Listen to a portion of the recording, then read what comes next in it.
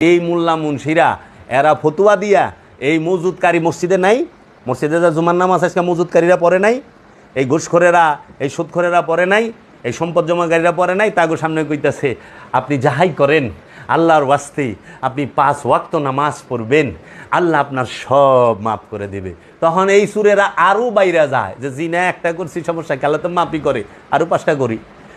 আরে 1000 কোটি টাকা জমাইছে মজুদ করে, আরও 10,000 কোটি টাকা জমাই, আল্লাহ তো মাফই করে।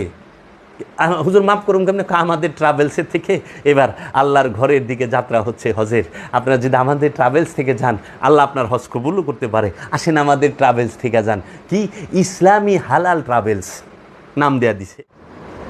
দয়াল মুর্শিদ বাবা জাহাঙ্গীর। আসসালামু আলাইকুম ওয়া রাহমাতুল্লাহি ওয়া বারাকাতু।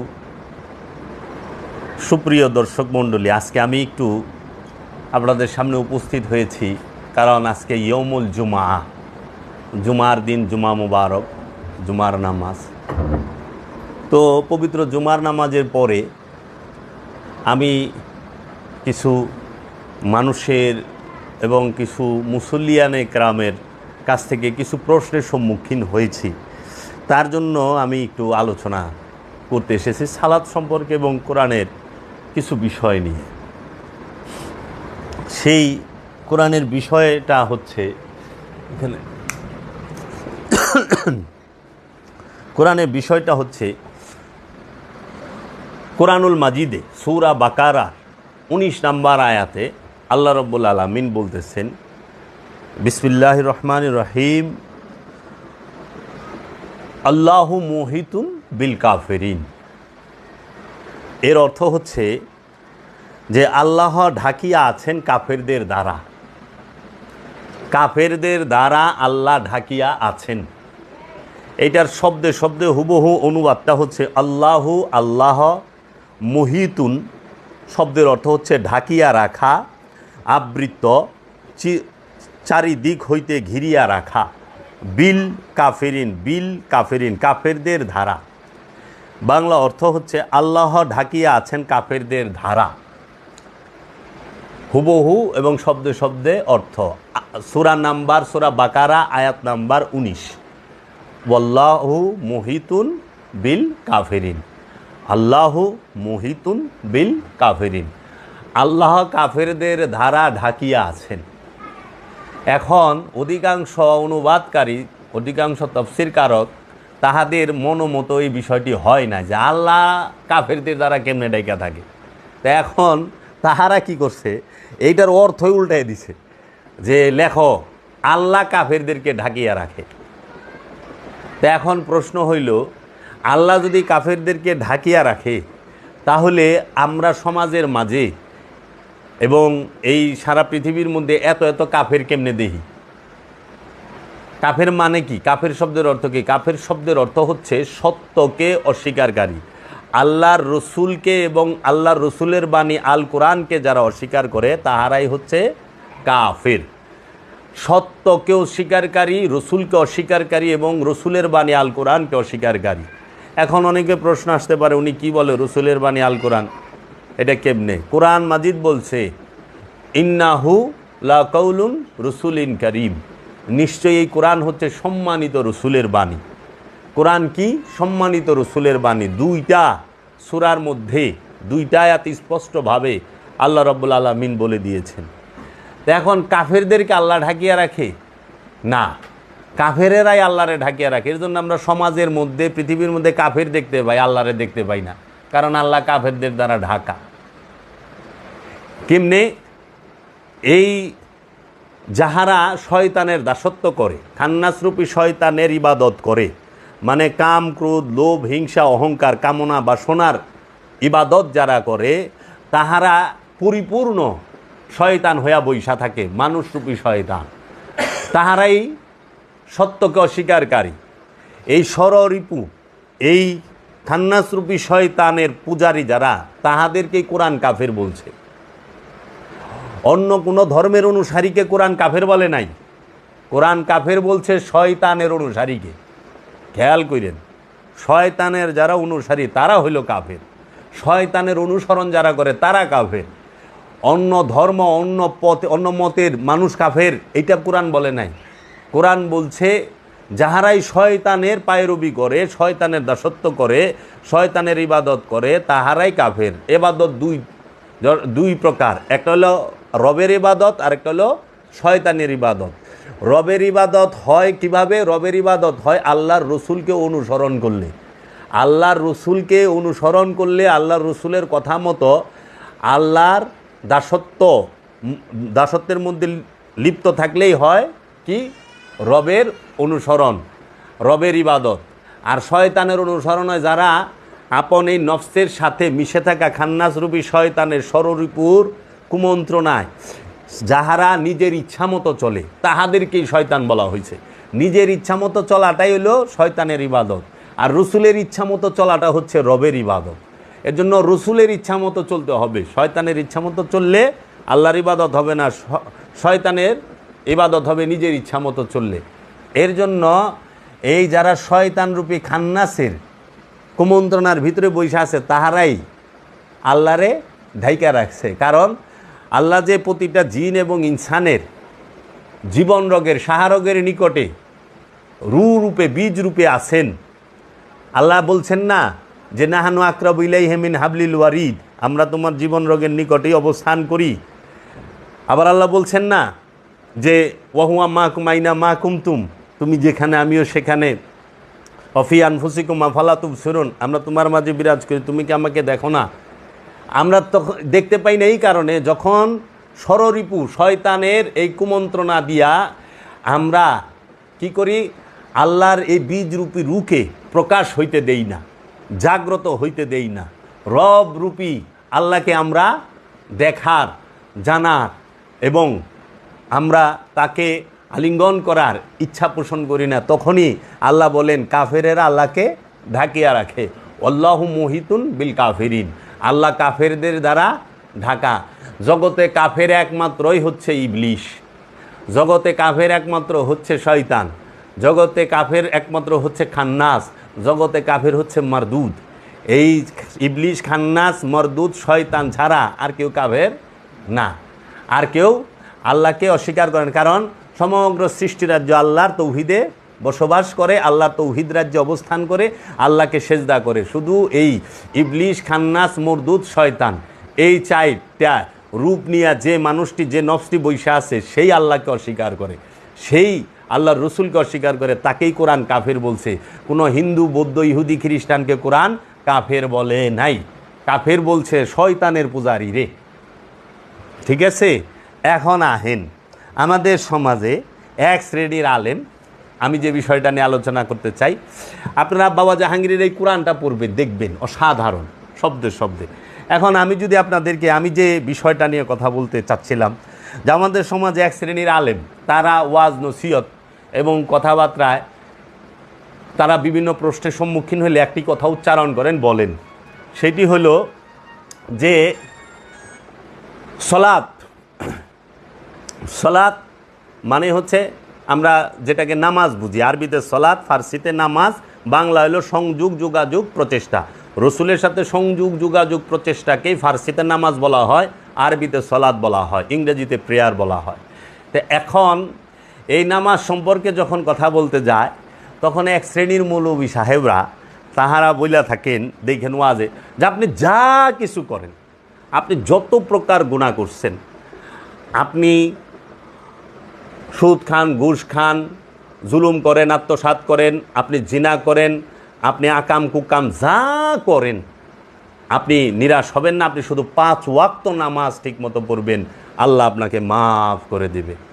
আমি সেই দিনও এক মৌলানা সাহেবের ওয়াজ শুনলাম ইউটিউবে, এখন তারা খুব ভাইরাল বক্তা, বড় বড় কইতেছে যে ওনারে প্রশ্ন করছে, হুজুর আমি তো জিনা করি, আমি জিনা করে ফেলাইছি একজনের সাথে, হ্যাঁ আমি 5 ওয়াক্ত নামাজও পড়ি, আল্লাহকে আমাকে মাফ করে দিবেন? তখন সে উত্তরে বললেন, ভাই জিনা করছেন, এটা তো গুনাহ হয়েছে, জিনা করলে গুনাহ হয়, যাই হোক আপনি নামাজ পড়েন, যদি 5 ওয়াক্ত ঠিক মতো নামাজ পড়েন, আল্লাহ আপনাকে মাফ করে দিবে।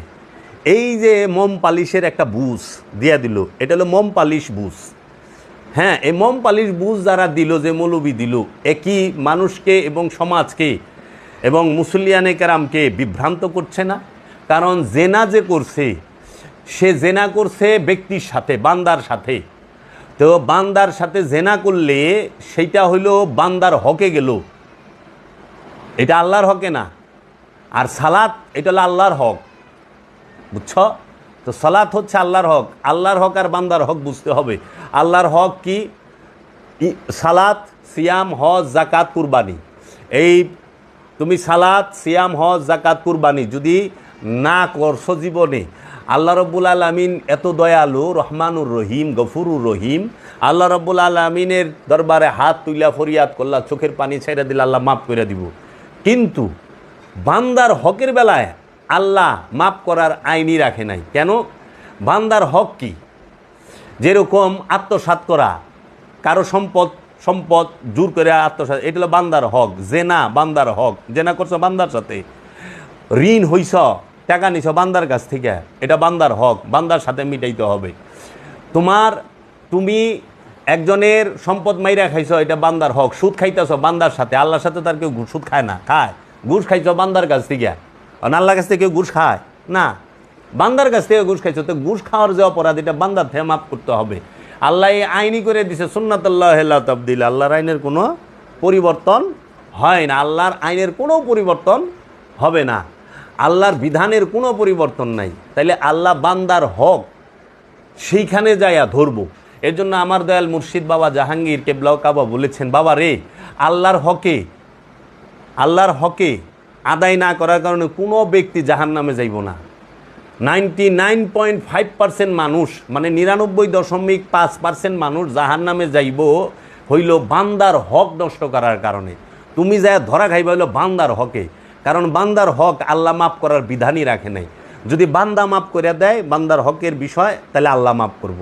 কিন্তু ডাইরেক্ট আল্লাহ মাফ করার বিধানই রাখে নাই। তখন এই মৌলবীরা যে নাকি চুরি কইরা সারা জীবন সম্পদ জমাইল, যে নাকি মজদুরের, লেবারের, কর্মচারীর বেতন ঠিক মতো দেয় না, মানুষের কাজের টাকা মাইরা দেয়, হ্যাঁ সম্পদ জমাইল, যে নাকি মানুষের রক্ত চুইসা সম্পদ জমাইল, যারা নাকি এই যে এখন অভাবের সময়ে যারা সিন্ডিকেট করে, যারা সম্পদ জমা করে, কৃত্রিম কি করে, এই যে মজুদ করে না, তেল মজুদ করে, চিনি মজুদ করে, পেঁয়াজ মজুদ করে, আলু মজুদ করে, চাউল মজুদ করে, কইরা এই যে ডিম মজুদ করে, দেখো না কি দাম। এটা তো আল্লাহ তোমাদের অভাবে ফালায় নাই, অভাবে ফালাইছে মজুদকারীরা। এই মজুদকারীরা তাদের উদ্দেশ্য হাসিলের জন্য এই মজুদ করে। এই মজুদ করা মহাপাপ। এখন এই মজুদকারী যদি নামাজ পড়া মাপ পায়া যায়, তাহলে এই শত শত লক্ষ লক্ষ মানুষ তারা খাদ্যের কষ্ট করলো, আমিষের কষ্ট করলো, তাহারা বাসস্থানের কষ্ট করলো না মজুদকারীদের জন্য। তাহলে এই পাপ কে নিব? এটা তো বান্দার হক নষ্ট করছে, বান্দা মাপ করছে। এই সমস্ত মোল্লা মুন্সির সার্টিফিকেট হই না, কথা হই না, আজকে সমাজে নামাজিও বেশি, দুর্নীতিবাজও বেশি। এই সমস্ত মোল্লা গোয়াজ শুই না, এই যে বেতনখোর মৌলবী, টাকা দিলেই ফতুয়া ঘুরে যায়, টাকার কাছে বিকা হওয়া মৌলবী যারা, তাদের কথা শুনে আজকে মজুদকারী সে মজুদের পর মজুদ করতে আছে। সে চাইল মজুদ করে, চিনি মজুদ করে। আর কোরআন বলছে, আল্লাহর হাবিব বলছে, নিত্য প্রয়োজনীয় জিনিস মজুদ করাই হারাম ইসলামে। নিত্য প্রয়োজনীয় জিনিস মজুদ করা হারাম। আল্লাহর হাবিব বলছে সম্পদ জমা করা হারাম। সম্পদ যে জমা করে সে জাহান্নামে যাইব, হাবিয়া দুজকে যাইব। সূরা হুমাজা, ওয়াইলুল্লি কুল্লি হুমাজাতিল লুমাজাত আল্লাযী জামা আমালাহু ওয়া আদ্দাদা ইয়াহসাবু আন্না মালাহু আখলাদা। যে কি তুমি কি ওই ব্যক্তিটাকে দেখেছো যে ধ্বংসপ্রাপ্ত? সে সম্পদ জমা করে এবং গুনিয়া বাঁচিয়া রাখে। এই সম্পদ জমাকারীরা জাহান্নামী। আল্লাহর হাবিব বলছে সম্পদ জমা করা হারাম।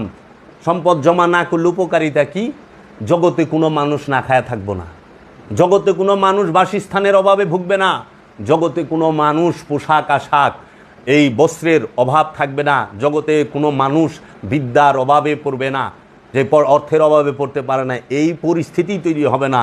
এর জন্য দ্বীন ইসলাম পৃথিবীর সর্বশ্রেষ্ঠ ধর্ম, শান্তির ধর্ম। কেন?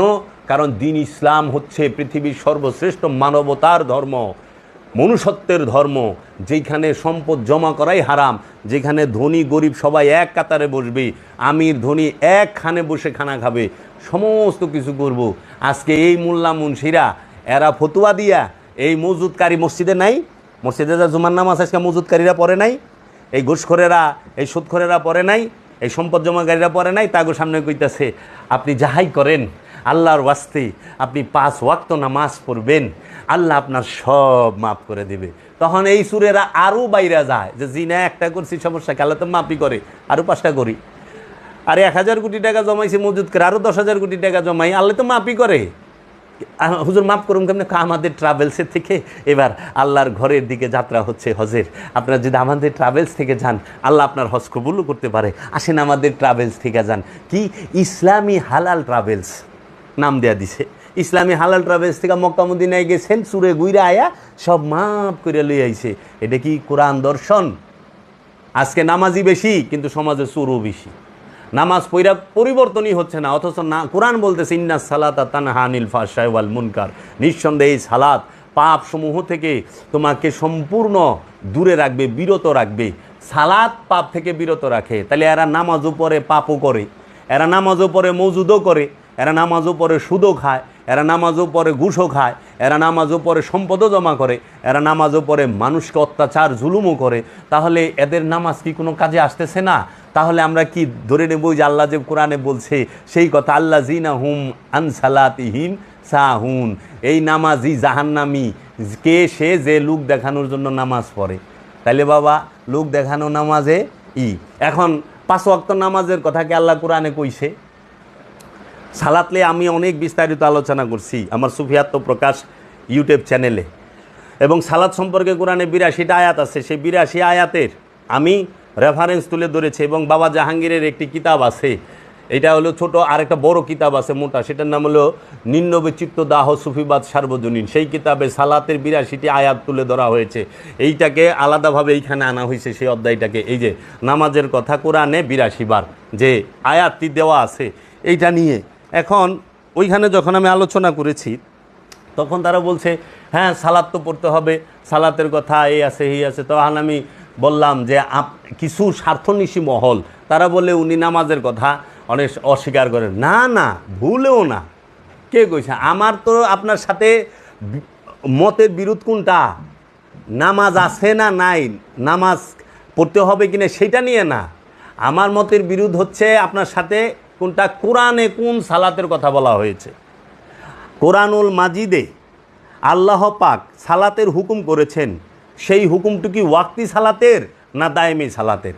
আবার বলতেছি, কোরআনুল মাজিদে আল্লাহ পাক কোন সালাতের হুকুম করেছেন, সেই সালাতটা কি ওয়াক্তি সালাত 5 ওয়াক্ত নামাজ নাকি সালাতুদ্দাওয়ামি দায়েমি সালাত, কোনটা? তাহলে আমার আপনার সাথে মতবিরোধ এবং আলোচনার বিষয় হচ্ছে একটি, যে সমাজের মধ্যে যে দ্বন্দ্ব, সমাজের মধ্যে দ্বন্দ্ব কিন্তু সালাত নিয়ে না। সালাত নিয়ে সমাজে কোনো দ্বন্দ্ব নাই। দ্বন্দ্ব হচ্ছে সমাজের মধ্যে ওয়াক্তি সালাত আর দায়েমি সালাত লইয়া। একদল আছে তাহারা 5 ওয়াক্ত নামাজই স্বীকার করে, দায়েমি সালাতকে সম্পূর্ণরূপে অস্বীকার করে। একদল মানুষ আছে যাহারা 5 ওয়াক্ত নামাজকে স্বীকার করে আর সালাতুদ্দাওয়ামি দায়েমি সালাতকে সম্পূর্ণ অস্বীকার করে। আবার আরেক দল আছে যাহারা দায়েমি সালাতের কথাটাই বলে। এখন কোরআন কি বলছে? এখন কোরআন সরাসরি দায়েমি সালাতের কথা বলছে। সেই দায়েমি সালাতটা, সেই আয়াতটা কোথায়? সেই আয়াতটা হচ্ছে সূরা মারেজ, কোরআনের 70 নম্বর সূরা মারেজের 23 নম্বর আয়াত। আল্লাযীনা হুম আলা সালাতিহিম দায়মুনা, যাহারাই দায়েমি সালাতের উপরে দণ্ডায়মান তাহারাই মুসল্লি। এবং এই সূরার মধ্যেই মুসল্লির 8টি গুণ এই সূরা মারেজের মধ্যে বইলা দিছে, মুসল্লির 8 গুণ। এবং কারা কারা মুসল্লি হইতে পারবে, কারা কারা হইতে পারবে না, তার প্রথমেই 19 নাম্বার থেকে নিয়ে 22 নাম্বার পর্যন্ত বলছে যাহারা মুসল্লি তাহারা কি অধৈর্য না, যাহারা মুসল্লি তাহারা লুবিও না, যাহারা মুসল্লি তারা কৃপণও না। আর এই অধৈর্য এবং লুবি এবং কৃপণ যারা, তাহারা মুসল্লি নয়। তাহলে এখন কথা হইল, আমাদের সমাজের মধ্যে সালাদকে কেউ অস্বীকার করে না। আমিও কখনো সালাদকে সালাদ ফরজ, সালাদ অবশ্যই করতে হবে। সালাদ ছাড়া আত্মশুদ্ধি হয় না, সালাদ ছাড়া দিল জিন্দা হয় না, সালাদ ছাড়া খান্নাস মুক্ত হওয়া যায় না। দায়েমি সালাদ ছাড়া, দায়েমি সালাদ ছাড়া আত্মশুদ্ধি হওয়া সম্ভব না, দায়েমি সালাদ ছাড়া দিল জিন্দা করা সম্ভব না, দায়েমি সালাদ ছাড়া নিজের নফসকে চেনা সম্ভব না, দায়ামি সালাত ছাড়া খান্নাসরূপী শয়তান হতে নফসকে পবিত্র করা সম্ভব না, মুক্ত করা সম্ভব না, দায়ামি সালাত ছাড়া মেরাজ হওয়া সম্ভব না, দায়ামি সালাত ছাড়া রবের দিদার সম্ভব নয়, দায়ামি সালাত ছাড়া রবের দরবারে ফরিয়াদ কবুল করানো সম্ভব নয়, দায়ামি সালাত ছাড়া ফানা ফিল্লায় পৌঁছানো সম্ভব না, বাঁকা বিল্লায় পৌঁছাইতে হলে দায়ামি সালাত লাগবে। দায়ামি সালাতের কোনো বিকল্প নাই। দায়ামি সালাত সর্বক্ষণ রবের সাথে এবং রসুলের সাথে সংযোগ যোগাযোগ প্রচেষ্টাকেই বলা হয় দায়ামি সালাত। এই দায়ামি সালাত করতেই হবে, করতেই হবে, করতেই হবে। এর জন্য বলছে কোরআন সূরা বনী ইসরাইলের 1 নম্বর আয়াতে, যে এই সূরা বনী ইসরাইলের 78 নম্বর আয়াতে কি বলতাছে, যে ওয়াকিমুস সালাতা লিদুলিকি শামসি ইলা গাসাকিল লাইল ওয়া কুরআন আল ফজরে ইন্না কুরআন আল ফজরে কানা মাশহুদা। ওয়াকিমুস সালাত, সালাত কায়েম করো, লিদুলিকি শামসে, লিদুলিকি শামসে সূর্য যখন ঢলিয়া যায়, ইলা দিকে গাসাকিল অন্ধকারের লাইলে মানে রাতের, রাতের অন্ধকারের দিকে যখন সূর্য ঢলিয়া যায় এর পূর্বেই সালাত কায়েম করো। ওয়া কুরআন আল ফজরে, ওয়া এবং কুরআন আল ফজরে, কুরআন শব্দের অর্থ কোরআন, ফজর শব্দের অর্থ ভোর। ওয়া কুরআন আল ফজরে, ভোরের কোরআন, ইন্না কুরআন আল ফজরে, নিশ্চয়ই ভোরের কোরআন, কানা মাশহুদা হয় প্রমাণিত। ভোরের কোরআন রে এরা ফজরের নামাজ বানায় দিছে। কোরআনের বাংলা অর্থ করছে নামাজ, ভেজাল অর্থই করছে ভুল, ভেজাল অর্থ করছে। এরা ফজরের অর্থ করে ভোর করে নাই, ফজরের নামাজ বানায় থুয়া দিছে। এরা আকিমুস সালাত শব্দটা আছে এখানে একবার, এরা এইটারে 5 ওয়াক্ত নামাজের দলিল দিছে। তাহলে এই যে 2 নাম্বারই কইরা সহজ সরল মুসলমানরে বিপদে ভালাইছে এরা। তারপরে এরকম 5 ওয়াক্ত নামাজের দলিল দেয় সূরা নূরের থেকে, সূরা হুদের থেকে, এরকম হুবহু অর্থই নাই। তো 5 ওয়াক্ত নামাজের কথা সরাসরি কোনো একটা কোরআনের আয়াতের মধ্যে স্পষ্টভাবে সালাতুল ফজর, সালাতুল জোহর, সালাতুল আসর, সালাতুল মাগরিব, সালাতুল এশা সরাসরি বলা হয় নাই। এমনকি সূরা বনী ইসরাইলের 79 নম্বর আয়াতে যে বলা হয়েছে সালাতুল তাহাজ্জতের কথা, ওইখানে সালাত শব্দটাই নাই, শুধু তাহাজ্জত শব্দটা আছে। তাহাজ্জতের আগে সালাত শব্দটাই নাই, অথচ তাহাজ্জতেরও নামাজ বানায়। তাহাজ্জত শব্দের অর্থ হলো সাধন প্রচেষ্টা, সংযোগ যোগাযোগ প্রচেষ্টা। গভীর রজনীতে নিদ্রা না যায়া রবের সাথে, রসুলের সাথে দায়ামি সালাতের মাধ্যমে সংযোগ যোগাযোগ প্রচেষ্টাকেই বলা হয় তাহাজ্জত। এই তাহাজ্জত করো, এই তাহাজ্জতের মাধ্যমে খুব দ্রুত রবের সাথে, রসুলের সাথে সংযোগ যোগাযোগ হবে। এখন আমাদের সমাজে এই সালাতের বিষয় নিয়ে মানে এরা কেন দায়ামি সালাতের কথা বলে না, ওয়াক্তি সালাতের কথা বলে মৌলবী সাহেবরা। আবার কিছু কিছু গোলাপি পীর সাহেব আছে, এরা নিজেরাও দায়ামি সালাতের কথা না, এরাও ওয়াক্তি সালাত পড়ে। এখন পীর সাহেবও কয় না না না এটা আচ্ছা, কোরআন বলতেছে দায়ামি সালাতের কথা স্পষ্ট, কোরআন মুসল্লির গুণ বলতেছে 8টা, কোরআন ইমামের গুণ বলতেছে 6টা, মুমিনের গুণ বলতেছে 6টা। আল কোরআন এবং দায়ামি সালাতের প্রয়োগ পদ্ধতি স্পষ্ট কোরআনে দিয়ে দিছে, ওয়াক্তি সালাতের প্রয়োগ পদ্ধতি কোরআনে নাই। এই যে রুকু সেজদার বিষয় স্পষ্ট কোরআনে নাই। এই যে দায়ামি সালাতের বিষয়টা আল্লাহ নিজে বলতেছে, তুমি সালাতে দাঁড়াও প্রথমে জোড়ায় জোড়ায় তারপরে একা একা, তুমি আল্লাহর জন্য দাঁড়াও প্রথমে জোড়ায় জোড়ায় তারপরে একা একা। আল কোরআন। তারপরে কইতেছে তুমি রুকু করো রুকুকারীর সাথে, প্রথমে জোড়ায় জোড়ায় তারপরে একা একা। আবার আল্লাহ বলতেছে তুমি সেজদা করো সেজদাকারীর সাথে, প্রথমে জোড়ায় জোড়ায় তারপরে একা একা। তাহলে দায়ামি সালাতের প্রথমে জোড়া এবং একা এই 2টা শব্দ উচ্চারণ করছে। রুকুর বেলায়ও জোড়ায় জোড়ায় একা একা, সেজদার বেলায়ও জোড়ায় জোড়ায় একা একা। তাহলে তুমি রুকু করো রুকুকারীর সাথে। তাই রুকুকারী কে? রুকুকারী হচ্ছে আল্লাহর রসুল, একজন মুমিন ব্যক্তি। এই রুকুকারীর কাছ থেকে যাই তোমার রুকু শিখতে হবে। রুকু মানে অর্ধযুগে যাওয়া না, রুকু মানেই হচ্ছে তোমার মন প্রাণকে রসুল এবং রবের হুকুমের দিকে পরিপূর্ণরূপে ঝুঁকানো, পরিপূর্ণরূপে মেনে নেওয়া প্রচেষ্টাকে রুকু বলা হয়। রসুল এবং রবের হুকুমকে পরিপূর্ণরূপে মেনে নেওয়ার প্রচেষ্টাকে মানে ওই দিকে ঝুঁকে যাওয়ার কি রুকু বলা হয়। আর এইটা তুমি রুকুকারী ছাড়া বুঝবা না তো যে রুকু কারে কয়। যেরকম আমরা ইমাম সাহেব কি করে, অর্ধযুগে না রুকু করে না, আমরা তারে দেখে মুসল্লিরা রুকু করে। তারপরে সেজদা কি? সেজদা শব্দের অর্থ হলো আত্মসমর্পণ, নিজ সত্তাকে, নিজের ইচ্ছাকে পরম সত্তার কাছে, রব্বুল আলামিনের কাছে, রসুলের কাছে সম্পূর্ণরূপে বিলীন করে দেওয়া, উৎসর্গ করে দেওয়া, ফানা করে দেওয়ার নাম হইল সেজদা। সেজদা কি? নিজের ইচ্ছাকে আল্লাহর ইচ্ছার কাছে উৎসর্গ করার নামই সেজদা। আল্লাহর ইচ্ছা কাছে সম্পূর্ণ কুরবানি করার নামই সেজদা। আল্লাহ যা বলছে সেটা করা, আল্লাহ যা নিষেধ করছে সেটা না করা, রসুল যা বলছে সেটা করা, রসুল যেটা নিষেধ করছে সেটা না করা। এর জন্য রুকু এবং সেজদা তুমি আগে বুঝো। এখন আল্লাহ কইছে তুমি সলাৎ করো, সলাৎ করতেছ, আল্লাহ কইছে সেজদা করো, মাথা নত করছে, আবার আল্লাহই কইছে মিছা কথা কই না, বক্কর বক্কর মিছা কথা কইতেছ। আল্লাহ কইছে সুদ খায় না, ঠেইলা সুদ খাইতেছ। আল্লাহ কইছে মানুষের সম্পদ মাইরা খায় না, সেইলা সম্পদ মাইরা খাইতেছ। আল্লাহ কইছে জিনা করো না, জিনা করতেছ, আবার তুমি নামাজও পড়তেছ। তাহলে তুমি কি আল্লাহর হুকুম মানলা? আল্লাহর ইচ্ছার কাছে নিজের ইচ্ছাকে ফানা করছো? তুমি কি আল্লাহর মধ্যে সেজদা করছো? আল্লাহ কইছে তুমি আমার মধ্যে সেজদা করো। আল্লাহতে সেজদা করতে কইছে, মানে আমরা আল্লাহতে সেজদা তো আমরা মাটিতে পাটিতে যায় নামাজে সেজদা শুরু করে দিছি। মাটিতে পাটিতে যায় নামাজে তো সেজদার হুকুম নাই। আল্লাহ কইছে আমাতে সেজদা করো। আল্লাহতে সেজদা করার মানেই হচ্ছে আল্লাহর সমস্ত আদেশ নির্দেশ হুকুম আহকামকে সম্পূর্ণরূপে নিজের জীবনে প্রকাশ ঘটানো, নিজের জীবনের মধ্যে তফসির করা। এই জন্য বাবা জাহাঙ্গীর বলছে কোরআনকে কখনো কাগজ আর কালিতে তফসির করো না, কোরআনকে তফসির করো নিজের নফসের উপরে, নিজের জীবনের উপরে। কোরআন তফসির করতে হয় নিজের জীবনের উপরে, নিজের নফসের উপরে। এর জন্য তোমরা যে সালাত করো, এই সালাত কেন মৌলবীরা খালি 5 ওয়াক্তের কথা, কারণ 5 ওয়াক্ত নামাজ পড়লে একজন মুয়াজ্জিন সাহেব লাগবে আজান দিতে 5 বার, এবং একজন ইমাম সাহেব লাগবে 5 ওয়াক্ত নামাজ পড়াইতে। হ্যাঁ, একজন কোরআনে হাফেজ লাগবো অথবা মাওলানা লাগবো, মুন্সি লাগবো।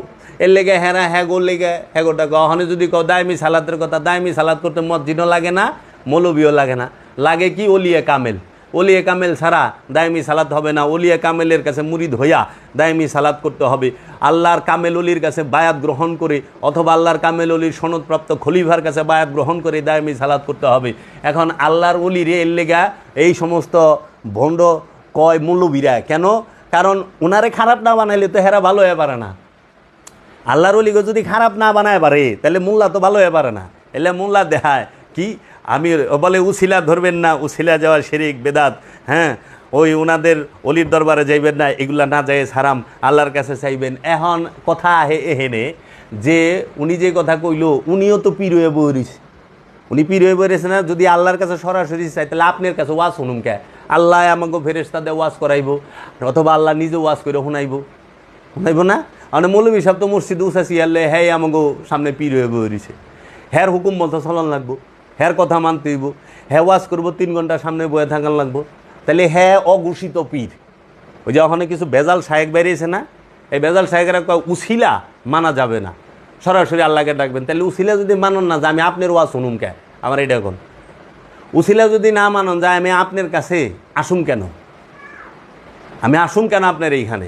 আমাকে এটা বুঝান যে আপনি যে ওয়াজ করবার লেছেন আপনার কথাইটাও তো উসিলা।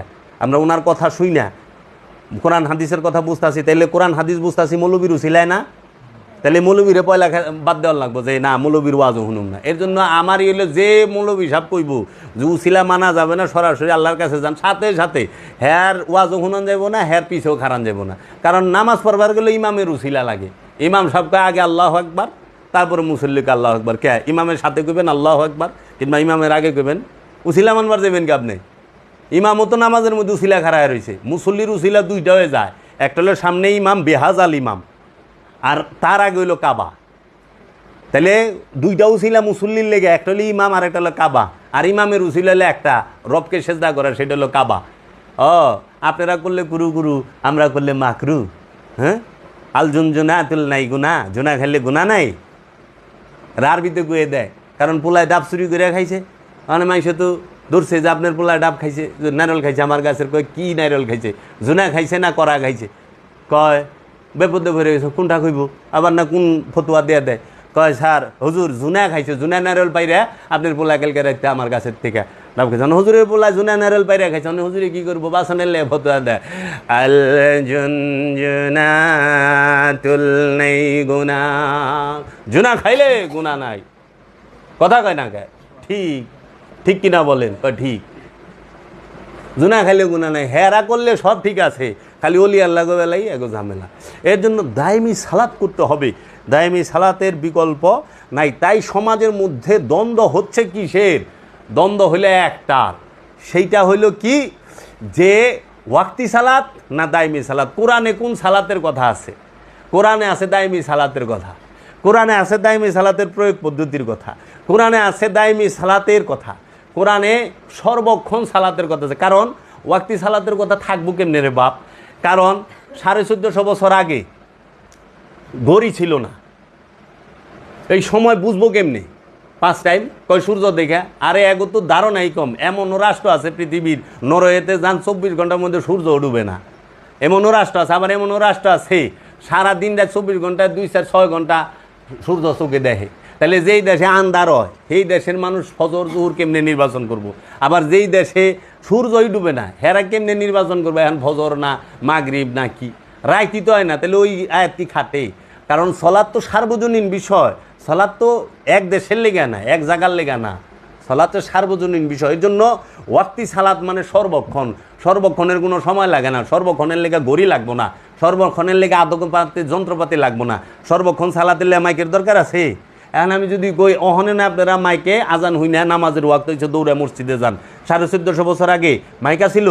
কোনো সাহাবি মাইকে আজান দিছে? দেয় নাই তো। তাইলে মক্কায় আজান দেওয়ানোর ক্ষমতা ওই ছিল ওই সময় সাহাবিগো? পারে নাই তো। সর্বপ্রথম যে আজান দেয় একটা মানুষ চিল্লে আজান দিলে কতটুক দূরে যায়? তাইলে এই মদিনার আশেপাশে মক্কার আশেপাশে যে সাহাবাই কেরামরা ছিল তারা কেমনে সালাত করলো?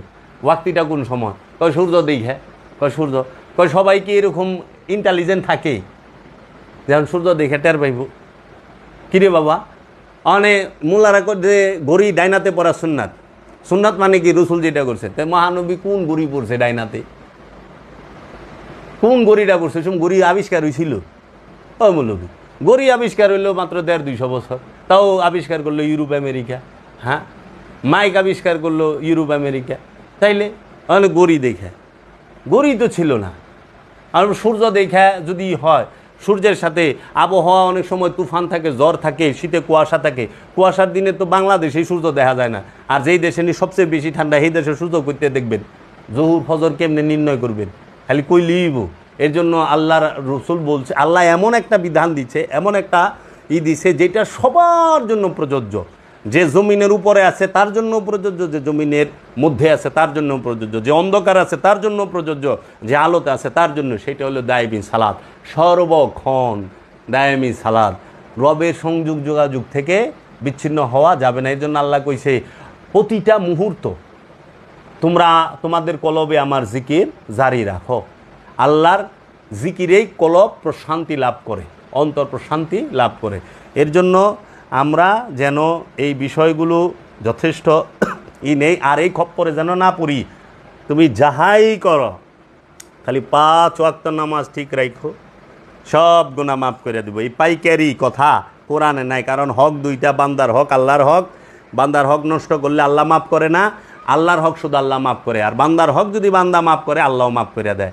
এর জন্য 100 ভাগ মানুষের মধ্যে 99.5% মানুষ জাহান নামে যাইব হইল বান্দার হক নষ্ট করার কারণে, বান্দার হক আমানত খেয়ানত করার কারণে। এই জন্য বান্দার হক নষ্ট করে 5 ওয়াক্ত নামাজ পড়লেও কোনো লাভ নাই, কোনো লাভ নাই। বান্দার হক ঠিক রাখা সালাত করেও লাভ আছে। এর জন্য আমি আলেম সমাজের প্রতি আহ্বান রাখুম, আপনারা সত্যকে মিথ্যার সাথে মিশ্রণ করিয়েন না, আপনার সত্যরে ঢাইকা রাখেন না। সূরা বাকারার 42 নম্বর আয়াত। কেন? বান্দার হকের ওয়াজ বান্দার হকেরটাও কইরেন, আল্লাহর হকেরটাও আল্লাহর হকের বেলায় কইরেন। সালাত পইরা সালাত জান্নাতের জন্য না, সালাত পইরা জান্নাতে যাইবে এই দলিল সারা কোরআনে কোথাও নাই। সালাত হচ্ছে পবিত্রতা অর্জনের জন্য। সালাত করে কলবকে পবিত্র করতে হয়, সালাতের মাধ্যমে নফসকে পবিত্র করতে হয়, সালাতের মাধ্যমে অন্তরকে কলবকে পবিত্র করতে হয়। খান্নাস মুক্ত করার মহা ফর্মুলা, মহা ঔষধি হচ্ছে সালাত। সেটা দায়ামি সালাতের দ্বারা নিজের নফসকে পবিত্র করতে হয়। পবিত্র হইলে সেই পবিত্র নফসই হয় নফসে মুতমাইন্না। সেই পবিত্র নফসকেই আল্লাহ ডাইকা বলে ইয়া আইয়াতুহান নাফসে মুতমাইন্না ইরজিই ইলা রব্বিকা রাদিয়াতাম মারদিয়া ফাদখুলি ফি ইবাদি ওয়াদখুলি জান্নাতি। তুমি আমার জান্নাতে পড়ো। তাহলে জান্নাতে যাইব নফসে মুতমাইন্না। 5 ওয়াক্ত নামাজে জান্নাতে যাইব সারা কোরআনে কোনো হানে নাই। 50,000 বছর নামাজ পড়লে জান্নাতে যাইব সারা কোরআন হাদিসে কোথাও নাই। কারণ নামাজ এজিদও পড়ছে, নামাজ মীর জাফরও পড়ছে, নামাজ মীর কাসিমেও পড়ছে, নামাজ মীর সাদিকেও পড়ছে, নামাজ এরকম বহুত পড়নেওয়ালা আছে, জুলখাইশও নামাজ পড়ছে। কিন্তু আল্লাহর হাবিব কইছে এইরকমভাবে ধর্ম থেকে বাইরে যেরকম ধনুক থেকে তীর বাইরে যায়। মুনাফিকরাও নামাজ পড়ে, কোরআনটা একটু খুলে দেখেন। এইখানেই রাখলাম, আমি আবার আসব কিছু আলোচনা নিয়ে।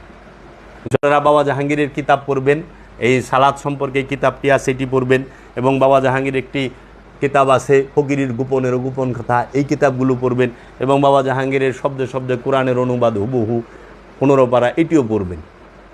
আসেন, আমরা সত্য চাই, সাইনবোর্ড চাই না। বাবা জাহাঙ্গীর বলছে আমি সত্য চাই, সাইনবোর্ড চাই না।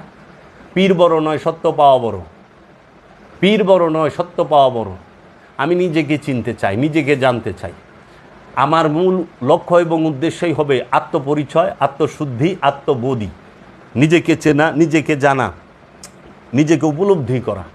আমি যদি পবিত্র হইতে পারি, আমার জন্য সব জায়গা পবিত্র। আমি যদি নাপাক থাকি, আমার জন্য সব জায়গায় নাপাক। এর জন্য আমার হৃদয়টা যদি জাহান্নাম হয়ে থাকে, আমি যেহেনে যা মোহনে জাহান্নাম আমার লগে লগে যাইব। আর আমার হৃদয়টা যদি জান্নাত হয়ে থাকে, অন্তকলবটা যদি জান্নাত হয়ে থাকে, তাহলে আমি যেহেনে যাবো জান্নাত আমার লগে লগেই থাকবো।